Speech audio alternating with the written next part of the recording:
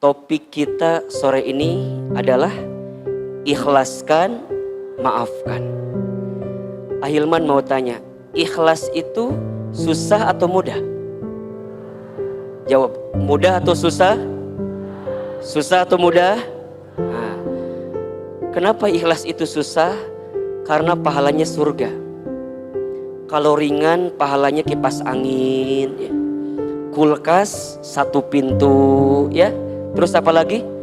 Payung dan piring cantik gitu ya. Ikhlas itu susah karena pahalanya surga. Memaafkan susah karena pahalanya surga. Maka setiap pahala yang besar itu pasti diiringi dengan ujian pengorbanan yang berat. Inna idhomal jazai ma'a idhomil balai. Sesungguhnya besarnya pahala itu tergantung beratnya ujian. Makin berat ujiannya, makin besar pahalanya.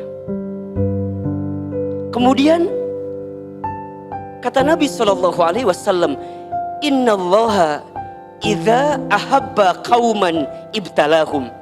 Sesungguhnya Allah, apabila Allah sedang mencintai seorang hamba, apabila Allah sedang mencintai suatu kaum, ibtalahum, maka Allah akan menguji kaum tersebut. Allah akan menguji hamba tersebut. Kenapa? Karena Allah mencintai hamba tersebut. Maka sesuatu yang harus menghadirkan keikhlasan, besar ujiannya, besar pengorbanannya, karena boleh jadi di dalamnya Allah siapkan pahala besar bagi kita karena sesuatu yang menyakiti kita. Maka ini quotes yang pertama dari Ahilman ya. Gak mau kalah sama Abang Muhajir gitu ya. Gini, pertama cara kita memandang satu persoalan ya. Cara kita memandang satu masalah. Kalau kita melihat suatu masalah itu sebagai ujian yang berat, maka kita akan capek menerima itu. Tapi kalau kita melihat masalah itu atau ujian itu sebagai bentuk pesan cinta Allah kepada kita, maka kita akan ringan menerimanya. Maka teman-teman belajar, kalau dapat masalah, dapat ujian, maka masalah ujian itu adalah pesan cintanya Allah, berkah yang tersirat, pesan cinta yang tersurat, yang Allah berikan kepada kita karena Allah merindukan kita. Itu poinnya. Ini kan Ahilman dari wajahnya hampir sama semua ya. Wajah-wajah banyak masalah kelihatannya ini. Atau wajah-wajah yang sedang diuji gitu. Ahilman ingin berikan kabar kepada teman-teman, kalau teman-teman sedang diuji, bergembiralah. Karena teman-teman sedang dirindukan oleh Allah Subhanahu wa Ta'ala. Jadi di antara ciri dan cara Allah merindukan seorang hamba dengan cara apa? Allah hadirkan ujian kepada hamba tersebut agar hamba tersebut ketika mendapatkan ujian itu dia jadi ingat ke Allah Subhanahu wa Ta'ala. Teman-teman nanti buka surat Al-Baqarah ayat 155 156. Abah sudah buka, saya langsung ngintip barusan di situ. Apa kata Allah? Walanabluwannakum bisyai'im minal khawfi wal ju'i wa naqsim minal amwali wal anfusi wath thamarati wa basyiris sabirin. Dan pasti kata Allah, kami akan menguji kamu sekalian bisyai'in, dengan sesuatu yang sedikit saja, dengan sesuatu yang kecil saja. Ini yang jarang kita kupas sebenarnya ya.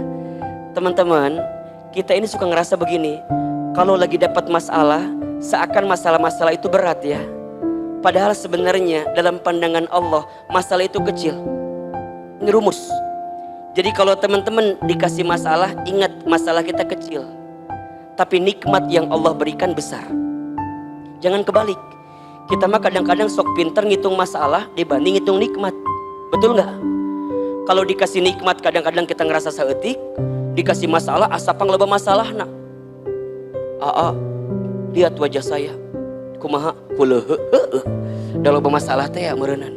Emang kumaha gitu? Kadang-kadang masalah tuh nggak seberapa, tapi kita yang seringkali merasa paling besar masalahnya. Maka tolong teman-teman ya, catat baik-baik.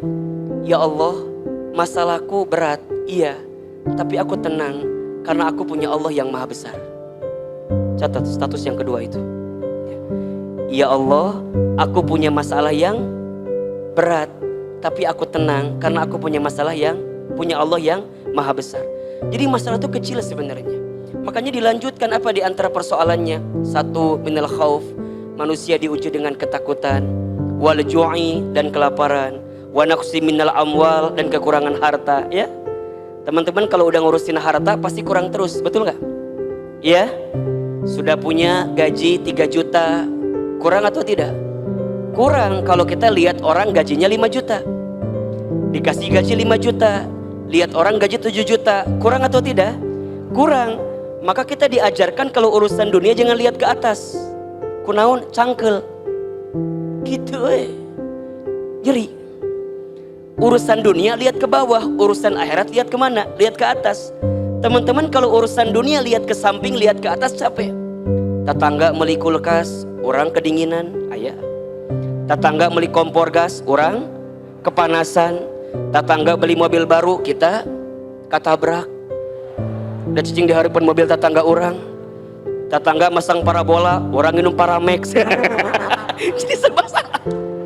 Kalau urusan harta mah gak ada habisnya. Betul apa enggak? Ujungnya naon? Iri. Punten mohon maaf, dengki. Iri we kabatur teh. Cenah. Mobil anyar, paling menang maling. Tuh. Mobil kumaha malingna. Iya. Teman-teman kadang-kadang sok julid kabatur. Nanya, si eta geus nikah padahal beungeutna teh sakumaha. Da perasaan alusan urang beungeutna teh. Nah hanya ulah juli teman-teman, ulah kitu. Eta teh tanda orang iri ka batur. Lebih baik batur jore payu dibanding orang keur mah jore teu payu deui. Jadi matakna duh soklah sing buru-buru nikah aminnya. Sayang nih jamaah teman hijrah nih GGM, ganteng-ganteng mubazir. Sok sarua nih ieu ge sarua GGM. Naon Ahilman? Ganteng-ganteng muhajir. Jadi kadang-kadang ada sifat itu ya, kurang harta gitu. Terus apalagi wal anfus, kegoncangan jiwa, sehat dikasih ujian sakit ya. Dan kadang-kadang ujian jiwa itu juga datang dari orang-orang terdekat kita. Seorang anak diuji oleh orang tuanya, orang tua diuji oleh anaknya, pasangan diuji oleh pasangannya, termasuk oleh orang-orang yang pernah dekat dengan hati kita, yang kemudian nanti dia pergi meninggalkan kita. Di situ babnya nanti. Sampai wasamarot, ada harapan yang tak kunjung jadi kenyataan. Apa kata Allah? Kalau kalian diberikan ujian-ujian itu, maka tolong catat, wabashir, kalian itu lagi dikasih kabar gembira sama Allah. Jadi kalau ada yang diuji dengan ketakutan, diuji dengan kelaparan, kekurangan harta, kegoncangan jiwa, dan harapan yang tak kunjung jadi kenyataan, tolong teman-teman catat, Allah sedang memberikan kabar gembira. Bagi siapa Ahilman? As-sabirin, bagi orang-orang yang sabar. Siapa orang yang sabar itu? Alladzina idza asabathum musibah qalu inna lillahi wa inna ilaihi rajiun. Orang yang sabar itu, yang ketika ditimpa musibah, dia hanya mengatakan, semua datang dari Allah dan akan kembali kepada Allah. Semua milik Allah dan akan kembali kepada Allah. Itulah ikhlas. Jadi ikhlas itu apa Ahilman? Ikhlas itu saat kita berharap bersandar kepada Allah dalam setiap urusan kita.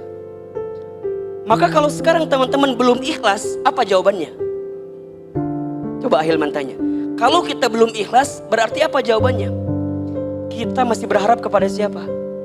Kepada manusia. Berarti kita masih belum berharap kepada Allah seutuhnya. Kita masih berharap kepada manusia. Teman-teman, ada orang yang pernah dekat dengan diri kita, pernah ada di hati kita, kemudian dia pergi meninggalkan kita. Sakit atau tidak? Di mana sakitnya? Di dia. Sakit Ahilman. Kita berharap banyak, berharap besar sama dia, tapi kemudian dia nggak sesuai ekspektasi kita. Bukan salah dia yang pergi meninggalkan kita, salahnya kita terlalu berharap kepada dia. Catat status hari Rabu itu. Jangan menyalahkan orang yang pergi meninggalkan kita, jangan. Tapi salahkan kita yang terlalu berharap kepada orang itu. Sehingga ketika dia pergi meninggalkan kita, jadi sakit hati kita karena terlalu berharap kepada manusia yang tak pantas jadikan harapan. Seringkali Ahilman sampaikan, berharap kepada manusia itu adalah patah hati yang disengaja. Makin berharap, makin siap patah hati dalam hidup ini. Maka belajarlah untuk mengikhlaskan, kembalikan ke Allah. Ingat ya, ikhlas itu bukan tidak berharap. Ikhlas itu berharap, tapi berharapnya kepada siapa? Kepada Allah. Maka apa nanti cirinya orang yang ikhlas?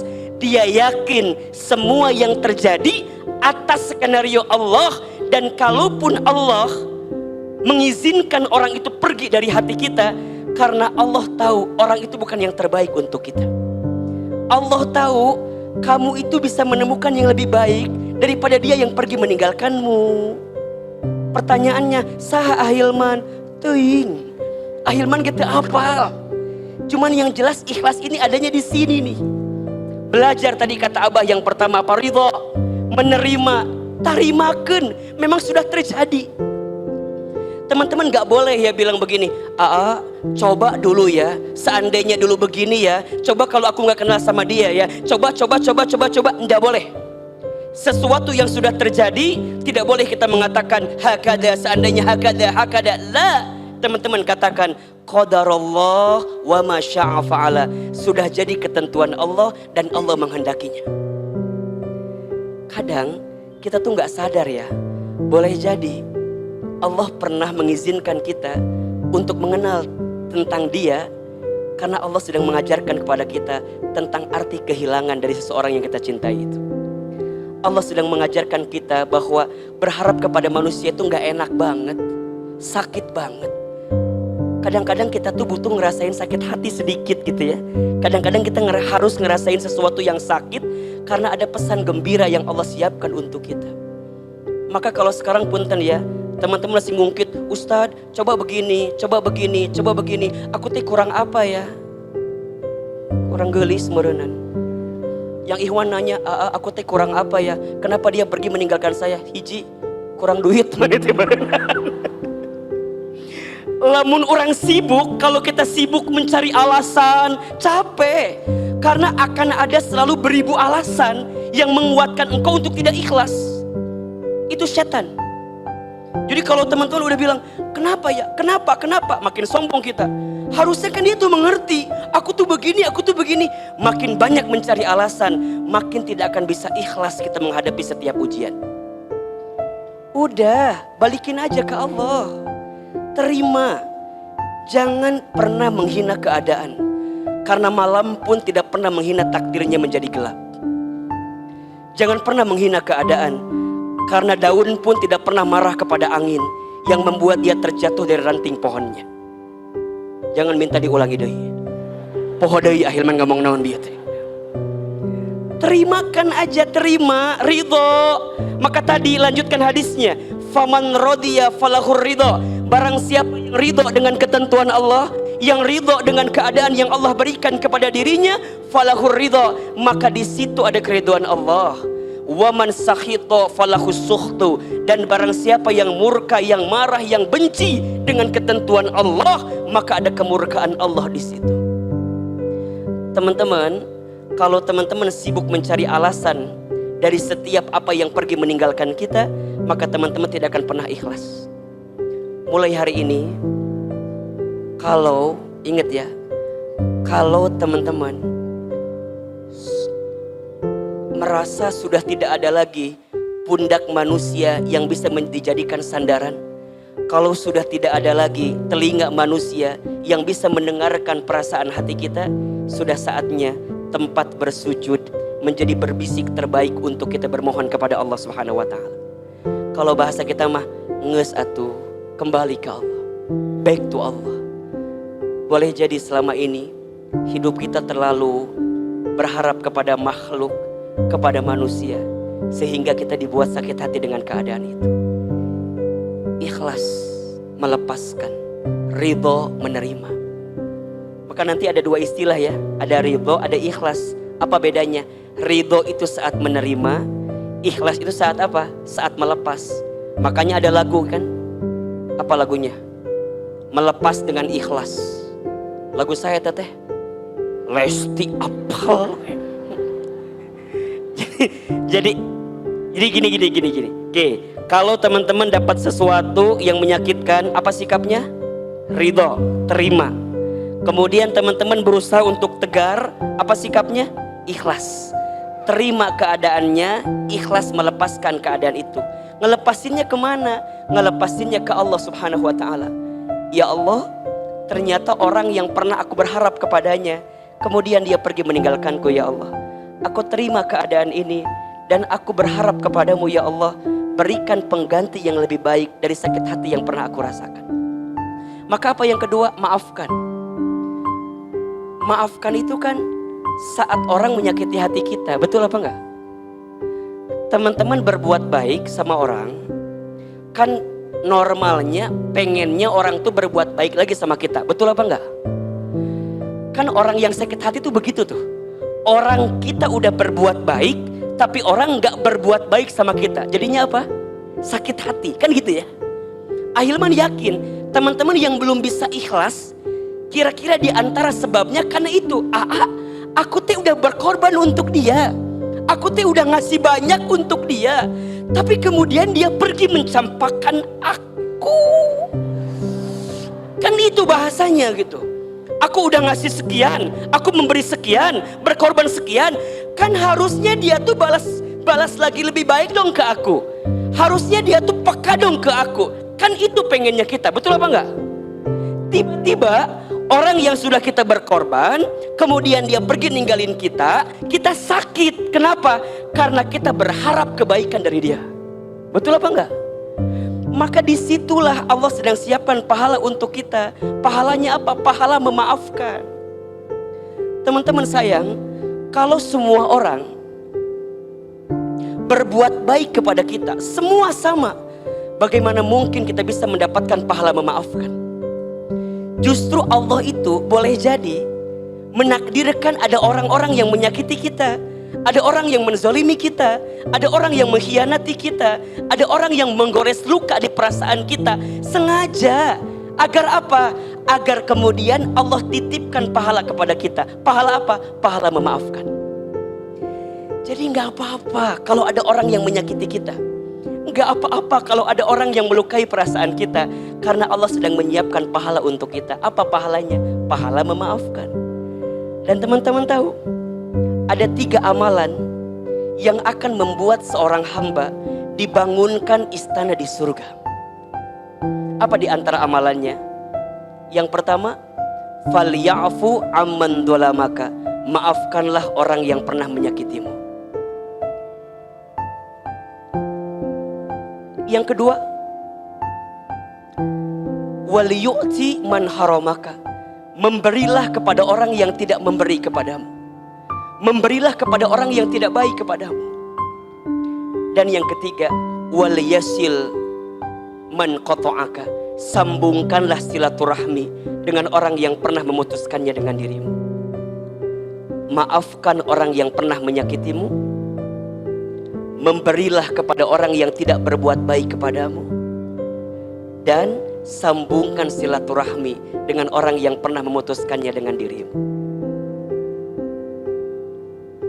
Allah tidak meminta kita untuk melupakan, tapi Allah meminta kita untuk memaafkan.